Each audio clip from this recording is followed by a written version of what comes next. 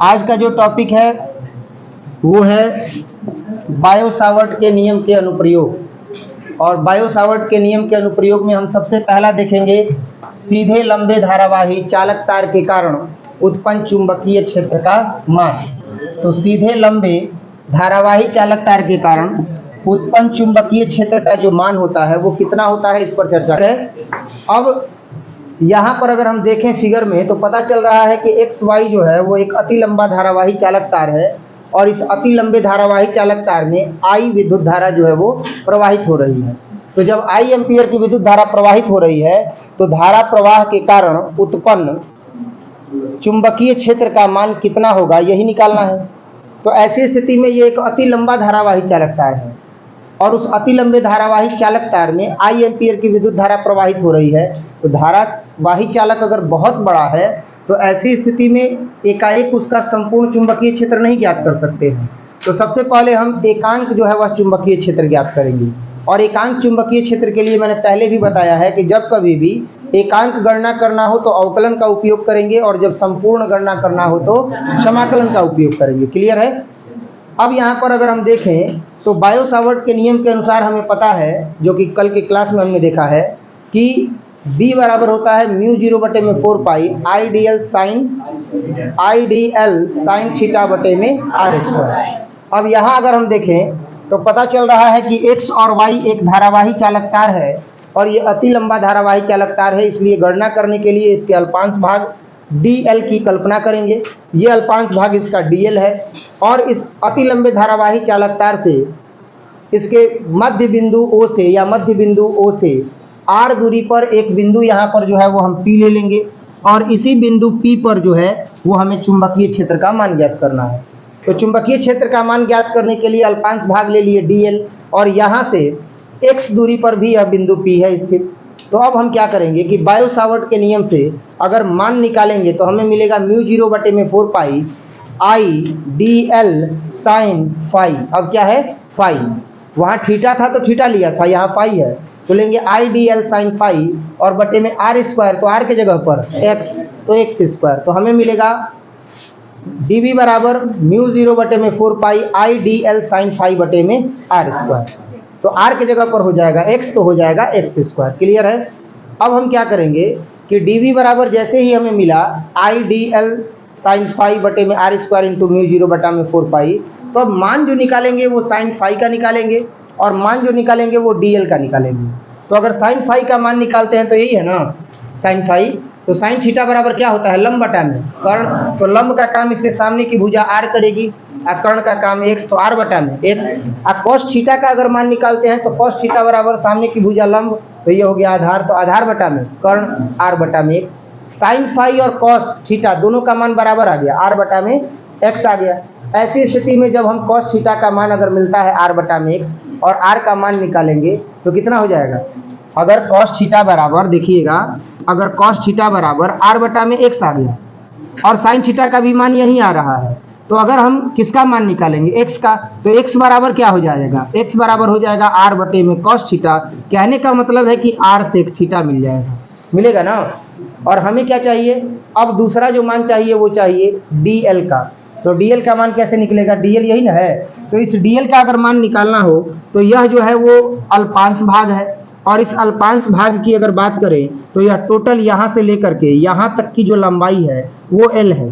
तो ये जो अब लंबाई है ये l अगर आ रही है यहाँ से लेकर के O तक का, तो अगर tan थीटा बराबर देखा जाए तो लंब बटा आधार, तो tan थीटा बराबर लंब का काम तो l करेगा, आधार का काम कितना करेगा, r। तो अगर tan थीटा बराबर आप लेते हो कितना, l बटे में r, तो ऐसी स्थिति में अगर l का मान निकाला जाए तो r tan थीटा होगा।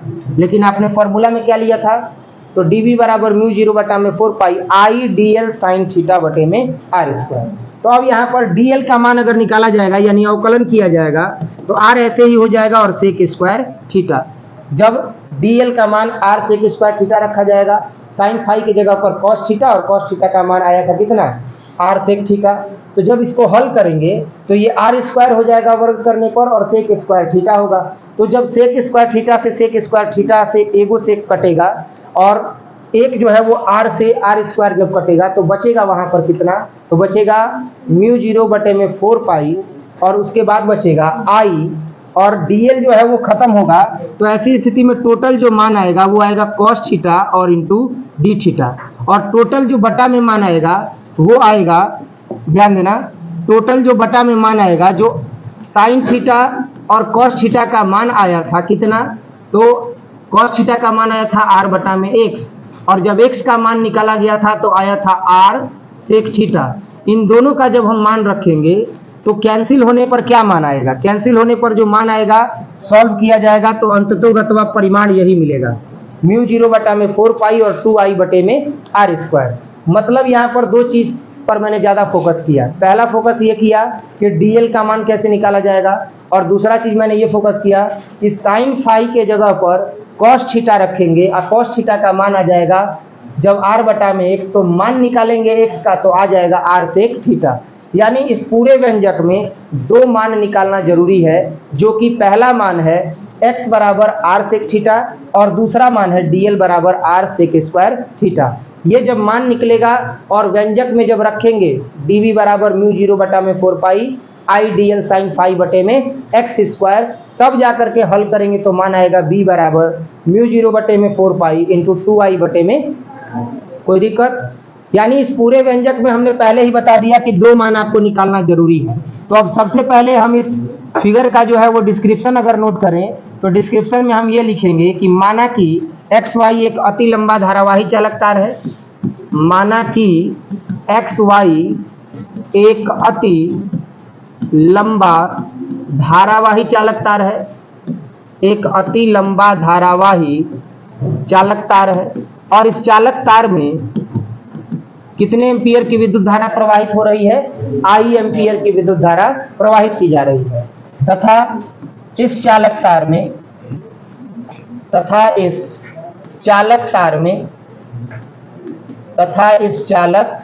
में आई एम्पियर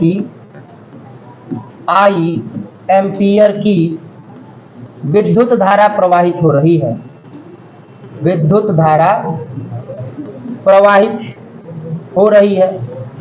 और धारा प्रवाह के कारण क्या ज्ञात करना है, तो धारा प्रवाह के कारण उत्पन्न चुंबकीय क्षेत्र का मान ज्ञात करना है। लिखेंगे कि हमें इसी धारा प्रवाह के कारण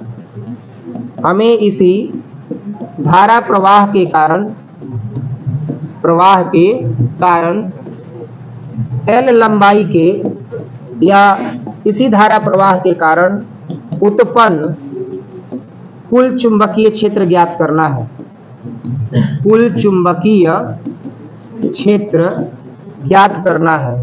तो अब बताइए, ऐसी स्थिति में अगर अति लंबा धारावाही चालक तार है तो अति लंबे धारावाही चालक तार के लिए हम क्या लिखेंगे, तो अति लंबे धारावाही चालक तार के लिए अब अगर हमें निकालना होगा चुंबकीय क्षेत्र तो हम किसके नियम से निकालेंगे, बायो-सावर्ट के नियम से। तो बायो-सावर्ट के नियम से क्या हो जाएगा, तो बायो-सावर्ट के नियम से हो जाएगा कि dv बराबर कितना, म्यू 0 और बटे में कितना 4 पाई आई dl, लेकिन थीटा के जगह पर अब कितना हो जाएगा, साइन फाई हो जाएगा। तो हो जाएगा आई dl साइन फाई और बटे में कितना, r के जगह पर हो जाएगा, यहाँ से दूरी जो है p की कितनी है, x है, तो हो जाएगा x स्क्वायर। चूंकि चुंबकीय क्षेत्र ज्ञात करना है, धारा प्रवाह के कारण उत्पन्न कुल चुंबकीय क्षेत्र कहाँ ज्ञात करना है, तो बिंदु P पर ज्ञात करना है। कहाँ ज्ञात करना है, बिंदु P पर ज्ञात करना है। और बिंदु P की जो दूरी है यहाँ से अल्पांश भाग से वह कितनी है, x है। अब ये आपको जैसे ही मान मिला तो इतना मान तो कोई भी निकाल सकता है। अब इसके बाद मैंने बताया था कि आपको साइन फाई और x का मान निकालना है, जो कि पहले ही मैंने चर्चा किया। अब साइन फाई का अगर मान निकाला जाए तो ध्यान दीजिएगा क्या होगा, जहाँ से मान निकालना है वो फिगर सामने रखते हैं। अब चित्र से अगर मान निकाला जाए तो ध्यान दीजिएगा, चित्र से अगर हम साइन फाई का मान निकालेंगे तो बताइएगा साइन फाई बराबर क्या होगा, साइन फाई मतलब साइन थीटा लंब बटा में कर्ण। तो देखो साइन फाई है तो लंब का काम आरे ना करेगा, तो हो जाएगा r बटा में। अब फिर अगर cos थीटा का मान निकाला जाए तो थीटा यही ना है, तो सामने की भुजा लंब हो गई, तो ये क्या हो गया, आधार। तो आधार बटा में कर्ण, तो r बटा में x हो जाएगा। तो ये भी हो गया कितना, r बटा में x, कोई दिक्कत। अब यहाँ पर हम जैसे ही रखते हैं r बटा में x, तो अब यहाँ पर tan थीटा का भी मान निकाल लिया जाए। तो tan थीटा बराबर कितना होता है, L बटे में R होता है ना। अब कैसे होगा L बटे में R, तो tan थीटा बराबर होगा लंब बटा आधार, तो थीटा तो यहाँ है और सामने की भुजा लंब, तो लंब का काम कितना कर रहा है L, आधार का काम कर रहा है R, तो हो जाएगा L बटे में R। तो tan थीटा बराबर आ गया L बटे में R, तो हम यहाँ पर रखेंगे L बटे में R। चूंकि हमें L का मान चाहिए तो डायरेक्ट अगर L का मान निकालें तो R से tan थीटा में गुणा कर देंगे तो हो जाएगा R tan थीटा, कोई दिक्कत। अब इसका गणना करते हैं और समीकरण 1 में मान रखेंगे, फिगर से अब कोई मतलब नहीं है, बाकी देखते हैं। तो अब R का अगर मान यहाँ लाएं तो हमें क्या मिलेगा, या X का मान अगर निकालें तो X बराबर होगा R और बटे में cos थीटा आ जाएगा। अब ध्यान दीजिएगा X बराबर कितना हो जाएगा, R इंटू कॉस थीटा का सेक थीटा हो जाएगा, होगा ना जी। आगे बढ़ते हैं, L बराबर R tan थीटा है, लेकिन L नहीं चाहिए, हमें कितना चाहिए DL, DL का मान निकालना है। तो DL का मान कैसे निकलेगा, जब हम इसका अवकलन करेंगे तब निकलेगा। तो DWR to X both side. इसीलिए हम बार बार कहते हैं कि 11th हो या 12th क्लास हो, अगर बायोलॉजी भी मेन सब्जेक्ट है तो 3 चैप्टर पढ़ना जरूरी है ताकि फिजिक्स स्ट्रांग रहे। तो और मैथमेटिक्स में 3 चैप्टर है, कौन कौन, तो एक है अवकलन, एक है समाकलन और एक है त्रिकोणमिति। ये 3 अगर चैप्टर आपने मैथमेटिक्स में पढ़ लिया है तो आप समझिए कि 11th 12th, इसके बाद BSc first year, BSc second year, BSc third year अगर फिजिक्स ऑनर्स है तो आपका आसान हो जाएगा। तो अब यहाँ पर DL मान चाहिए तो हम क्या निकालेंगे, DL बाई कितना हो जाएगा D थीटा, क्योंकि थीटा के सापेक्ष करेंगे ना। तो DWR to theta both side, तो अब DL बाई D थीटा हो जाएगा। तो R ऐसे ही और ये हो जाएगा D tan थीटा और बटे में कितना D थीटा, तो DL बाई D थीटा बराबर R ऐसे ही, और tan थीटा का क्या हो जाएगा सेक स्क्वायर थीटा। हमें DL का मान चाहिए तो DL बराबर R सेक स्क्वायर थीटा और इंटू कितना D थीटा। अब मैंने बताया था लेक्चर के दौरान कि हमें मान निकालना है DL का, हमें मान निकालना है X का। अब जब X का और इसके बाद DL का मान निकल गया तो इन दोनों का मान कहाँ रखेंगे, समीकरण 1 में। जैसे ही समीकरण 1 में हम मान रखेंगे तो अल्पांश चुंबकीय क्षेत्र का मान मिलेगा। अब देखते हैं क्या होता है, तो लिखेंगे समीकरण 1 से, अब कुछ हल करना है मान रख करके तो हल करेंगे। तो dV बराबर क्या हो जाएगा, समीकरण 1 से, समीकरण 1 का मान कितना है, तो dV बराबर म्यू 0 बटे में 4 पाई IDL साइन फाई बटे में कितना है x स्क्वायर। तो ध्यान देना अब क्या हो जाएगा, रखेंगे अगर समीकरण 1 तो हमें मिलेगा dV बराबर म्यू 0 और बटे में कितना 4 पाई IDL साइन फाई और बटे में कितना, लेकिन ध्यान देना इसी dV को हम लिख सकते हैं म्यू 0 और बटे में कितना 4 पाई I, ऐसे ही DL के जगह पर कितना रखेंगे R सेक स्क्वायर थीटा और कितना D थीटा, और साइन फाई है ना। तो अब देखो साइन फाई को अगर हम देखें तो साइन फाई किसके बराबर है, साइन फाई बराबर R बटा में X और कॉस थीटा बराबर R बटा में, यानी कि ये दोनों मान बराबर है ना। तो जब दोनों मान बराबर है और X का मान निकाल रहे हैं तो हमें क्या मिल गया R सेक थीटा। मतलब समझो अगर cos थीटा बराबर R बाई एक्स है और साइन फाई बराबर R बाई एक्स है, तो अब हम इसको क्या लिख सकते हैं, X बराबर भले आ गया R सेक थीटा, लेकिन ये cos थीटा और साइन फाई दोनों बराबर ना है जी। तो दोनों बराबर है तो हम इसको क्या लिख सकते हैं, हम इसको लिख सकते हैं यहाँ पर कि साइनो फाई का मान यही है इसी वजह से साइन फाई और cos थीटा बराबर है। जब साइन फाई बराबर cos थीटा आ गया R बटा में X, तो X का मान निकालेंगे तो ये कहाँ रखा जाएगा, साइन फाई के जगह पर रखा जाएगा ना, बोल ही नहीं रहे हो। Sine phi R by X आ गया और cos थीटा बराबर R बाई X आ गया। तो क्या ये दोनों मान आपस में बराबर है, तो जब दोनों मान आपस में बराबर है तो हम क्या लिख सकते हैं, साइन फाई बराबर cos थीटा बराबर R बाई X। अब यहाँ पर अगर X का मान निकाले हैं तो आ गया कितना, तो X का मान निकाले हैं तो आ गया R सेक थीटा। अब इसका मान हम यहाँ पर रखते हैं, देखते हैं क्या आता है। तो अब यहाँ पर अगर हम देखें तो हमें मान मिलता है R सेक स्क्वायर थीटा और D थीटा। या साइन फाई के साथ अगर गणना करना है तो साइन फाई को अभी ऐसे ही रहने दो, और साइन फाई के बाद बटा में जो है वो लेकर के आए X के जगह पर कितना R सेक थीटा, तो इसका स्क्वायर हो जाएगा ना, स्क्वायर कर दिए। अब यहाँ से इसको सॉल्व करो और देखा जाए कि इसका मान क्या आएगा। तो dV बराबर म्यू 0 और बटे में कितना आ गया 4 पाई आ गया। उसके बाद आया I into R sec square theta, तो रखेंगे I into R sec square theta D theta और इंटू कितना है साइन फाई। अब पूरा के बटा में कितना आ जाएगा आर स्क्वायर और into sec square theta. Sec square theta से सेक स्क्वायर थीटा कट जाएगा और उसके बाद आर से आर क्या हो जाएगा कट जाएगा, तो आर से आर भी कट गया। तो अब कितना आ गया, अब आ गया डीबी बराबर म्यू जीरो बटे में कितना 4 पाई आई ऐसे ही रहेगा। और ये साइन फाई है ना, तो साइन फाई है तो साइन फाई अब किसके बराबर है कॉस थीटा के बराबर है ना। तो साइन फाई के जगह पर क्या लिख देंगे कॉस थीटा और उसके बाद कितना है डी थीटा। अब बटे में कितना आ गया आर। चूंकि यहाँ पर हमने देखा है गणना के दौरान कि साइन फाई जो है वह किसके बराबर है कॉस थीटा के बराबर है। अब यहाँ पर ये जो मान आया है ये मान किसका है, ये मान है एक अति लंबे धारावाही चालक तार के कारण उत्पन्न चुंबकीय क्षेत्र का, लेकिन यह अभी अवकलन के द्वारा प्राप्त हुआ है तो अल्पतम मान है। अब हमें चाहिए कुल मान, तो लिखेंगे धारावाही चालक तार के कारण या धारावाही या किसी परिपथ में अति लंबे धारावाही चालक तार में धारा प्रवाह के कारण उत्पन्न कुल चुंबकीय क्षेत्र का मान। तो जैसे ही कुल चुंबकीय क्षेत्र का मान निकालेंगे तो अब इसका हमको क्या करना पड़ेगा समाकलन करना पड़ेगा। और जैसे ही कुल चुंबकीय क्षेत्र का मान हम निकालेंगे तो एक चीज़ और ध्यान दीजिएगा कि अब हमें जो है वह मान निकालना पड़ेगा कहाँ से कहाँ तक का, तो ये x से लेकर के y तक का, और ये अति लंबा धारावाही चालक तार है। तो ऐसी स्थिति में इसको दो पार्ट में बांटा गया, तो जो ऊपर होता है वो धनात्मक होता है वैल्यू और जो नीचे होता है वो ऋणात्मक। चतुर्थांश वाला नियम तो आपको पता ही होगा, चतुर्थांश में जो ऊपर गया वो क्या हो जाएगा पॉजिटिव और जो नीचे आया वो क्या हो जाएगा निगेटिव। तो अब यहाँ पर भी वही चीज होगा, तो यहाँ पर जो ऊपर वैल्यू है तो वो θ2 है, क्योंकि यह θ2 किसका मान बता रहा है देख रहे हो ना, अति लंबे धारावाही चालक तार का सबसे ऊपरी बिंदु, और θ1 यहाँ से ये θ1 किसका मान बता रहा है ये सबसे निचला बिंदु।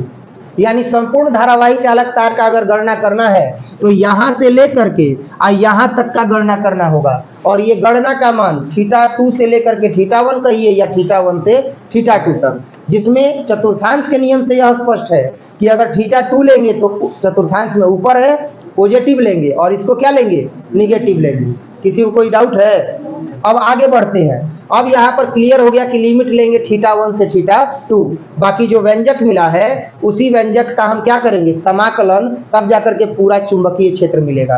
तो अब यहाँ पर ये जो मान आया है इसका हम क्या करेंगे समाकलन। तो देखा जाए, लिखेंगे अतः अति लंबे धारावाही चालक तार, अति लंबे धारावाही चालक तार के कारण उत्पन्न कुल चुंबकीय क्षेत्र, उत्पन्न कुल चुंबकीय क्षेत्र, ध्यान देना। तो अब कुल चुंबकीय क्षेत्र निकालेंगे तो कितना हो जाएगा dB, और ये कितना हो जाएगा, तो ये हो जाएगा म्यू जीरो बटे में कितना 4 pi I cos theta D theta और बटे में कितना आर, और ये कहाँ से कहाँ तक, तो -θ1 से लेकर के θ2 तक होगा ना। अब इसका समाकलन करते हैं तो dB का समाकलन करेंगे तो b हो जाएगा। अब इसके बाद म्यू जीरो बटे में 4 पाई को बाहर करते हैं तो म्यू जीरो बटे में 4 पाई बाहर, आई बटे में आर है इसको भी बाहर करेंगे क्योंकि θ1 से θ2 तक है। अब थीटा के रिस्पेक्ट में समाकलन करना है तो ऐसी स्थिति में हम क्या करेंगे कॉस थीटा, तो कॉस थीटा का ही केवल समाकलन करेंगे क्योंकि लिमिट भी लगा हुआ है कहाँ से कहाँ तक θ1 से लेकर के θ2 तक, लगा है ना जी। तो ऐसी स्थिति में हमें मिला θ1 से θ2 तक मान कि कॉस थीटा का जो है वो हमें समाकलन करना है। तो अब ध्यान दीजिएगा कॉस थीटा का समाकलन क्या होता है बताया गया था, ये नॉर्मल सा सूत्र है समाकलन का। म्यू जीरो बटा में कितना आ गया 4 पाई, आई बटे में कितना आ गया आर, और कॉस थीटा का समाकलन कितना होगा साइन थीटा, और साइन थीटा के लिए कहाँ से कहाँ तक, तो -θ1 से लेकर के कहाँ तक θ2 तक। अब समाकलन जब कर रहे हैं तो म्यू जीरो बटा में 4 पाई तो सेम टू सेम रहेगा, आई बटे में आर तो सेम टू सेम रहेगा, लेकिन उच्च सीमा से निम्न सीमा को घटाया जाता है। तो ऐसी स्थिति में हो जाएगा साइन थीटा के जगह पर कितना θ2 माइनस साइन और थीटा के जगह पर θ1। अब यहाँ पर जो आप मान देख रहे हैं, अब इसको अगर हल करें तो हमें मिलेगा θ1 और प्लस θ2, तो b बराबर आ गया म्यू जीरो और बटे में कितना 4 पाई आई बटे में कितना आर, और ये आ गया साइन थीटा 2 माइनस, और साइन माइनस थीटा बराबर होता है माइनस साइन थीटा, तो माइनस माइनस क्या हो जाएगा प्लस साइन थीटा 1। कौन सा सूत्र लगा, तो साइन माइनस थीटा बराबर माइनस साइन थीटा। अब आप देख रहे होंगे अवकलन, समाकलन और त्रिकोणमिति आ रहा है तीनों, इसीलिए कह रहे थे कि 11 क्लास का विद्यार्थी हो या 12 क्लास का, बेसिकली 11 क्लास के विद्यार्थी के लिए 3 चैप्टर जरूरी है अगर बायोलॉजी से है, अवकलन, समाकलन और त्रिकोणमिति। अगर ये जान गए तो फिजिक्स जो है वो स्ट्रांग हो जाता है। और होता क्या है कि हम लोग शुरू में ही जो है उन लोगों को सिलेबस लेकर के स्टार्ट कर देते हैं पढ़ाना, और ऐसी स्थिति में जो बच्चा न तो अवकलन जानता है न तो समाकलन जानता है, केवल त्रिकोणमिति का कुछ ज्ञान है, तो ऐसी स्थिति में उसको फिजिक्स नहीं समझ में आता है। जबकि अवकलन और समाकलन अगर रहेगा तो निश्चित तौर पर त्रिकोणमिति की मदद से भी और अवकलन और समाकलन की मदद से भी वो आसानी से ज्ञात कर सकता है सारे मानों को। अब यहाँ पर साइन थीटा 1 और साइन थीटा 2 आ गया। इन केस ऐसी स्थिति बनती है कि यदि थीटा 1 बराबर कितना हो, थीटा 2 हो, ध्यान से सुनिएगा, यदि थीटा 1 बराबर कितना हो, थीटा 2, अर्थात इसका मान जो है वह पाई बाई 2 हो, तो क्या होगा, तो ऐसी स्थिति में चूंकि अति लंबा धारावाही चालक तार है ना, तो अति लंबा धारावाही चालक तार देखा जाए तो क्या होगा, लंबा होगा, और लंबा होगा तो एकदम समकोण पर होगा, नहीं होगा समकोण पर, देखा जाए तो एक तरीके से समकोण पर ही होगा। तो ऐसी स्थिति में अगर 90 डिग्री पर यह हो तो b बराबर होगा म्यू जीरो बटे में कितना 4 पाई आई बटे में कितना r, और ये हो गया साइन, और थीटा 2 के जगह पर पाई बाई 2, थीटा 1 के जगह पर पाई बाई 2, और साइन पाई बाई 2 का मान पाई बाई 2 मतलब क्या होता है 90 डिग्री, तो b बराबर आ जाएगा म्यू जीरो बटे में कितना 4 पाई आई बटे में कितना r, और ये आ गया 1 और जोड़ 1, तो अब b बराबर आ गया म्यू जीरो बटे में 4 पाई आई बटे में r और गुणे कितना 2, तो b बराबर आ जाएगा म्यू जीरो बटे में 4 पाई 2 में i का गुणा करेंगे तो कितना हो जाएगा 2i, और बटे में कितना, यही जो है अति लंबे धारावाही चालक तार के कारण उत्पन्न कुल चुंबकीय क्षेत्र का मान है, और इसी व्यंजक की मदद से एक अति लंबे धारावाही चालक तार के कारण उत्पन्न चुंबकीय क्षेत्र के कुल परिमाण की गणना की जाती है। और इस तरीके से आज का टॉपिक कंप्लीट हुआ। इसके आगे देखेंगे अगले क्लास में।